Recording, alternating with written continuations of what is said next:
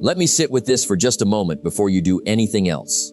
Right now, at this very second, you are thinking at one of two levels.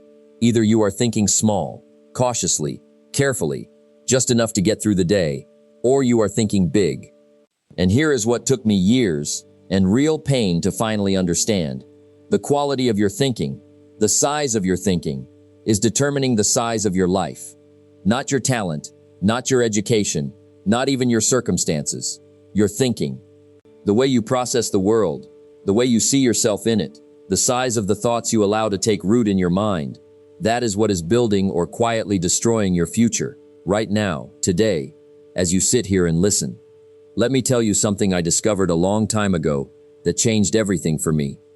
I was a young man once. Broke, in debt, embarrassed. I was 25 years old and I had nothing to show for it. Not one thing I was proud of. And someone sat me down, someone wiser than I deserved at the time, and said, "The problem is not your circumstances. The problem is not the economy. The problem is not your boss, or your father, or your city. The problem is your philosophy." I didn't understand that word at first. Not really. But slowly, painfully, I started to understand. Philosophy, the way you think about things, the lens through which you see life. And when your philosophy is small, when your thinking is small, your life is small. It is exactly that simple.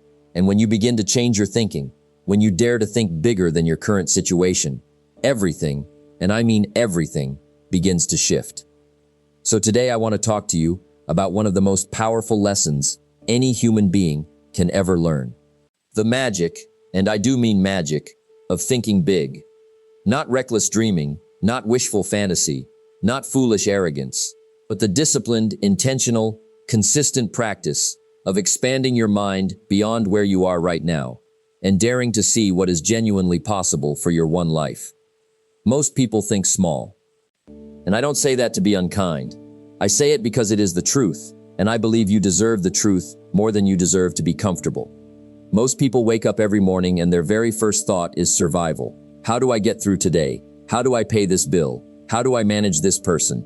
How do I handle this problem? And those are necessary thoughts. I am not telling you to ignore your responsibilities, but when your entire mental life is consumed by today's problems, you leave no room in your mind for tomorrow's possibilities. And that, my friend, is one of the great tragedies of human existence. Not dying, not even failing, but living small when you were designed, truly designed, for something so much larger. Think about this picture I want to paint for you. Two people begin at the same job, the same salary, the same city, the same set of opportunities. 5 years later, one of them is exactly where they were, maybe slightly worse off. The other has completely transformed their life, their income, their health, their relationships. What happened? Did one person get lucky? Maybe slightly. Did one have more talent? Perhaps. But more often than not, the difference was this. One of them changed how they thought. One of them decided to think bigger. One of them started asking better questions, reading different books, surrounding themselves with people who stretched them, and expecting different things from themselves day after day after day.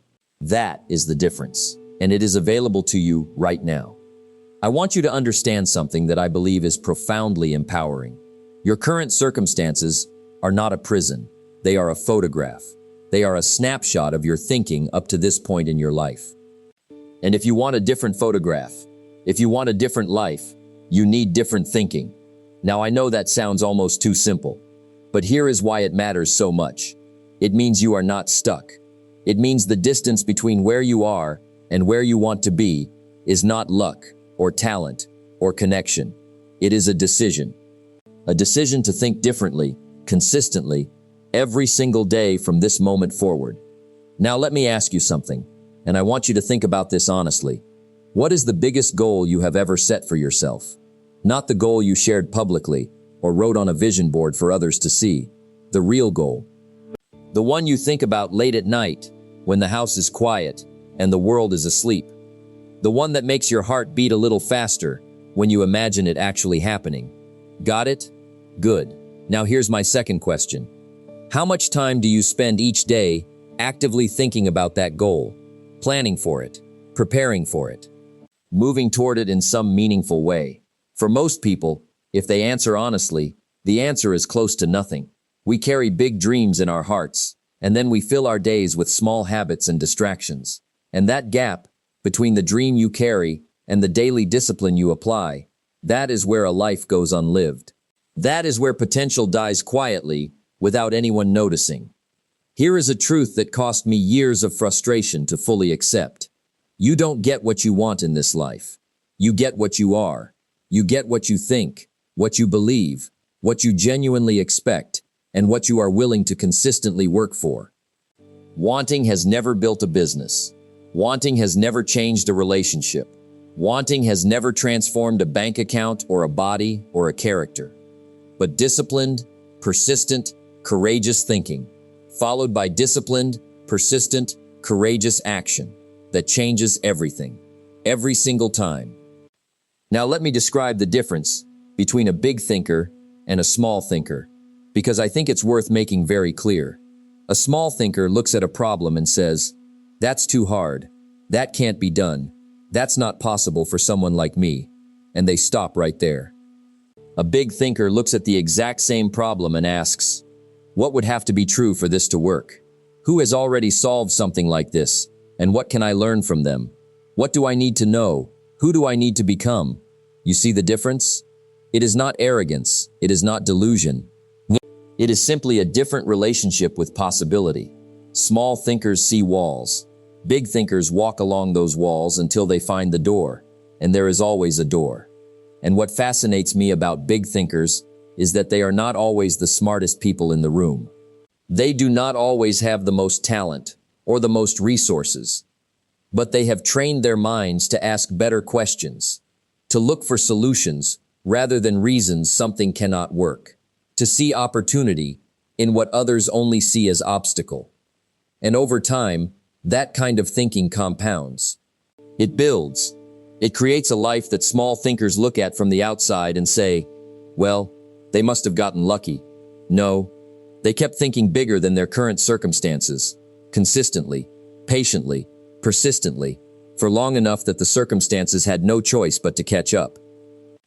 I want to go deeper now into something I believe sits at the very heart of this subject, and that is self-image. Because here is a truth I have observed more times than I can count. You cannot think bigger than your self-image will allow.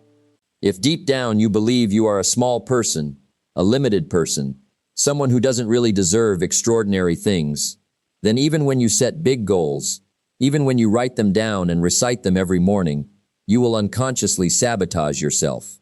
You will find some way to bring things back to the size that matches your inner image of who you are. I have watched this play out in human life over and over and over again. Someone gets a significant raise, and within a year they are right back where they started financially. Someone builds a business to a certain level, and then makes a series of decisions that quietly dismantle it. It is not coincidence. It is self-image. They grew beyond the limits of how they see themselves, and the mind pulled them back like a rubber band to familiar territory. So how do you change that? How do you expand your self-image? The same way you do anything else worth doing, intentionally, consistently, over time. You begin feeding your mind better material. You read about people who have accomplished great things, and you study their thinking, their philosophy, their habits. You spend time around people who are living bigger than you are, not to feel inferior, but to train your mind to understand that what they have achieved is within the realm of human possibility, which means it is within the realm of your possibility. Because your mind is extraordinary in its power, but it can only work with what you give it. Feed it stories of limitation, and it will limit you. Feed it stories of courage and achievement and growth, and it will begin to expand what it believes is possible for you personally. And I want to be careful here, because I know some people hear the phrase, "think big," and they assume it means think unrealistically, think irresponsibly, ignore reality. No, that is not what I mean. I am telling you to expand your sense of what your reality can become. There is a profound difference. A big thinker does not ignore the present. They use the present as a foundation, as a launching pad for the future. They acknowledge where they are without being defined by it. They say, This is where I stand today. This is where I intend to be. And I am going to close that gap with everything I have. Let me give you an image that has always stayed with me. Think of an acorn. Small, ordinary, easy to overlook. You could hold it in your palm and wonder what it is. It looks like nothing especially remarkable. But inside that single small acorn is the complete and perfect blueprint for an enormous oak tree. The acorn does not have to figure out how to become an oak tree. It simply has to grow according to its nature. And here is the question I want you to carry with you. What is the blueprint inside of you? What extraordinary thing is waiting to unfold from the seed of who you are right now? Because I promise you, the design is there.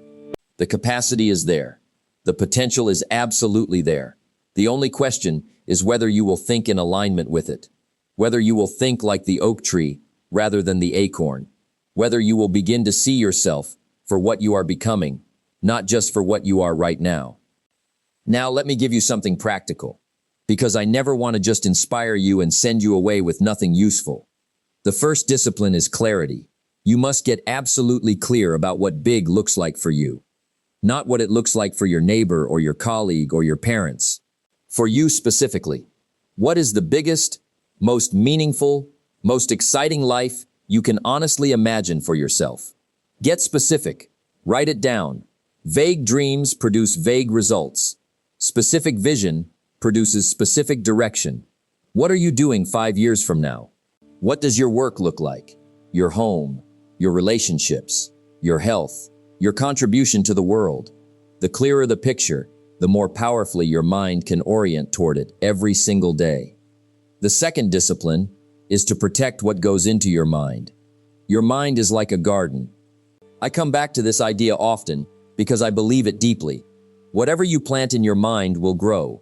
Whatever you allow in will take root. And if you don't plant something intentionally, I promise you weeds will grow on their own. Weeds of doubt, weeds of mediocrity, weeds of other people's small opinions about your potential. So what are you planting? What are you reading? What are you listening to? Who are you spending your time with? Are you consuming content every day that expands your thinking, or content that merely distracts you? I am not asking you to be rigid or joyless. I am asking you to be intentional. Because what goes into your mind comes out in your life. It always does, without exception. The third discipline is daily action. One meaningful step every single day in the direction of your biggest thinking. Not 100 steps, not a perfect plan. One real action. Make the call you have been postponing. Write the first page. Start the conversation. Sign up for the course. Begin the business plan. One thing, done with intention, every day. And here is what happens when you do this. Those small daily actions compound. They accumulate. They build momentum. And after months and years of consistent movement in the direction of your biggest vision, you look back and you genuinely cannot believe how far you have traveled. People on the outside call that luck. You will know it was simply the compound interest of disciplined big thinking applied daily over time. Let me speak now about one of the most persistent enemies of big thinking, the opinions of the people around you. When you begin to think bigger, when you start talking about goals and ambitions that exceed what those around you are comfortable with, some of them will laugh. Some will warn you. Some will question your judgment. Some will genuinely feel threatened because your ambition creates an uncomfortable contrast with their own choices. And I need you to understand this clearly. Their resistance is not about you. It is about them. Their ceiling is not your ceiling. Their definition of possible is not your definition of possible. You must, and I mean you absolutely must, stop allowing other people's limited thinking to become the limit of your potential. Now that does not mean you dismiss everyone. There is a meaningful difference between the wise counsel of someone who has walked the road you want to walk and the fearful discouragement of someone who has never tried. Learn to know which is which. Take instruction from those who have earned the right to give it. And from everyone else, receive their concern with grace, and then continue on your path. Here is something else I want you to sit with. Big thinking is not only about your career or your income. Big thinking is about your entire life. The person you are becoming. The quality of the love you give. The depth of your character under pressure. the contribution you make to people who will never be able to repay you. Some people think big in business and small in everything else. They build a fortune and lose their family. They achieve recognition and miss significance. True big thinking is whole life thinking. Who do you want to be as a partner, as a parent, as a friend, as a member of your community? What do you want to leave behind? What example do you want to set with how you lived? Those are big questions. They deserve your biggest thinking. Because at the end of your days, the measure of your life will not be your bank account. It will be the lives you changed, the courage you showed when it was costly, the love you gave when it required sacrifice, the person you became in the process of going after the thing that mattered. That is the final measure of a truly big life, and it requires big thinking at every step. I want to close with this. Right now, in this moment, you have a choice before you. It is the same choice you had yesterday and the day before that, and you will have it again tomorrow. You can choose small thinking, safe, comfortable, predictable, limited, and you will not be the first. Millions of people make that choice every day, and they live out their years without ever discovering what they were truly capable of, and that is one of the quietest heartbreaks there is. Or you can choose something different. You can choose big thinking. You can decide, right here, right now, that the rest of your life is going to be better than the first part, that your best chapter has not yet been written, that the dream you carry is not an accident, it is a direction, that you are not finished becoming who you are meant to be. The magic of thinking big is not a trick. It is not a shortcut. It is a decision made daily, a practice built carefully, a discipline earned over time. And the moment you commit to it, truly commit, not just feel inspired, but genuinely commit, everything begins to move. Your conversations change. Your choices change. Your habits change. Your results change. And then one day you look in the mirror and you see someone you did not know you could become. Someone bigger, someone stronger, someone who dared to think differently than the crowd and stayed the course long enough to prove it was worth it.